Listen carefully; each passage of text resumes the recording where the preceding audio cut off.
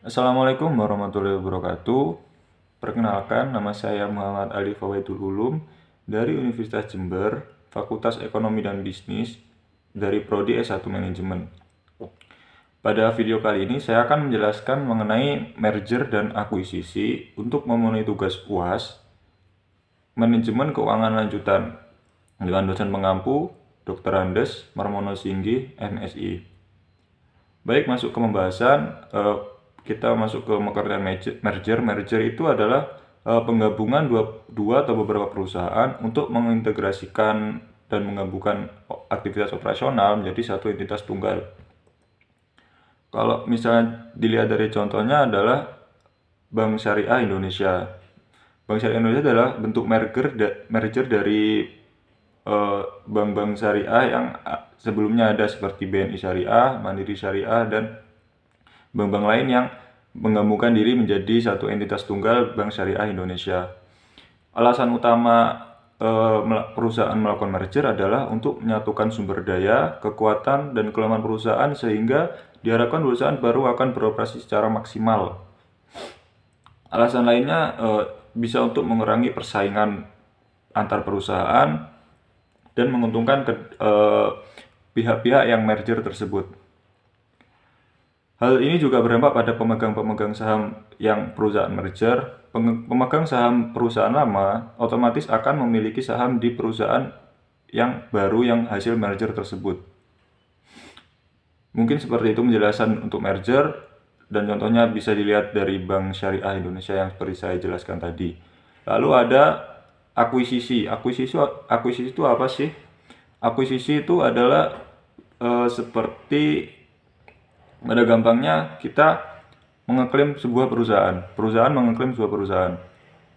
Kalau secara teknis, akuisisi dapat dilakukan dengan membeli aset perusahaan atau dengan memperoleh kepemilikan saham suatu perusahaan lebih dari 51%. Jadi ada sebuah perusahaan memiliki 51% kepemilikan dari perusahaan lain, maka itu bisa disebut dengan akuisisi.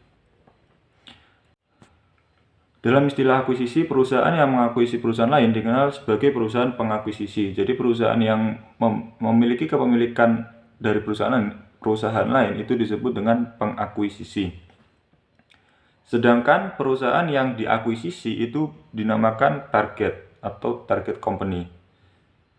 Perusahaan pengakuisisi cenderung lebih memiliki kekuatan dalam hal ukuran, struktur, dan kegiatan operasional bisnis. Oleh karena itu, dia memiliki power untuk memiliki perusahaan yang lain seperti itu.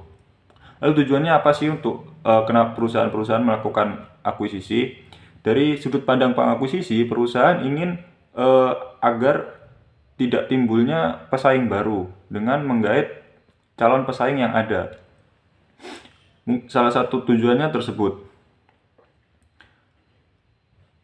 Kalau dari sudut yang dari target company tadi, target company kan baru masuk ke dalam sektornya, sehingga dia butuh modal, butuh pasar, butuh power juga untuk bersaing dengan perusahaan lain yang main di sektor yang sama. Jadi dia mengambil keputusan untuk gabung ke yang lebih besar atau follow the giant, sehingga proses bisnis mereka bisa berjalan secara maksimal. Mereka bisa dapat pasar, mereka bisa dapat modal, mereka bisa dapat bermain dalam sektor yang mereka mainkan, seperti itu.